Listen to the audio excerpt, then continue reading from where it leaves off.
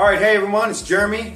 Today we're going to be talking about delusional belief that leads to success. Okay? Now some people are like, what do you mean delusional belief? I'm talking about lying to yourself in a good way. Say, Jeremy, the Bible says we're not supposed to lie. You know what? It's not a lie. To everybody else it may be that you're telling them you're going to be great someday, that you're going to make a difference, that you're going to change the world, that you're going to change yourself, and that you're going to do something with your life that matters. Okay? Now, here's the reality, guys. Most people will not believe in you. When you say you're going to go out and do something great, most people believe what they see. And even when they see you accomplish what you say you will, they will still find some way to criticize you. So, ignore the haters. Ignore the critics. It doesn't matter. Okay, I don't care. I'll probably eventually get a bunch of comments with a bunch of hate, with a bunch of criticism.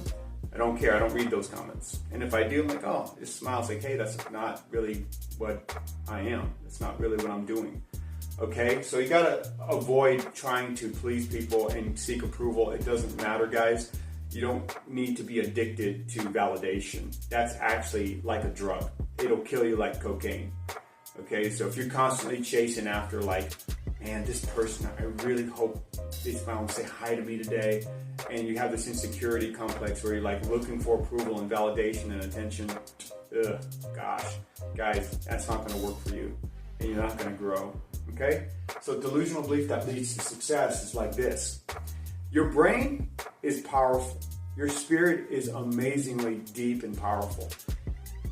When you imagine something vividly, and you can see it, and it influences your emotions, and you can almost reach out and touch it, you really can't tell the difference at that point between what is real and what is imagined. Okay? The brain is that powerful. So if I tell myself I'm going to be great, powerful, influential, and change the world, I'm going to play a huge part in this era, in this time that we live, where Jeremy Cohen's going to go out and he's going to influence millions and millions of people. Is that true right now? It's not. But if I visualize myself being that person that does that every single day, and I walk in line with that, in alignment with that thought, it's going to happen.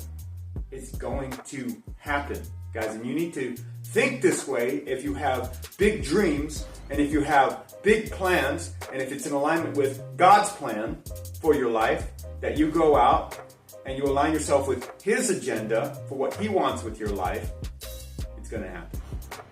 Okay? Jesus chose 4 fishermen, a zealot, a tax collector.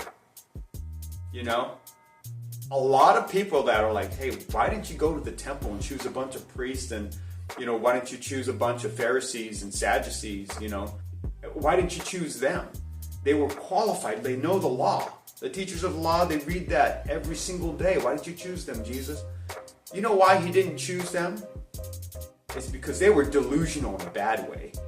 They were lying to themselves and propagating themselves up, and they weren't serving anyone but themselves. But you know what? He chose hardworking business owners, people that were already in action. They were doing something with their lives, and they were going out and trying to catch fish, you know. And then He chose people that were like screwing over their own people, like Matthew, like Levi, taking taxes and holding a portion back for himself and lying to them and saying, hey, you owe this to Rome, but actually it was 10, 15, 20% more.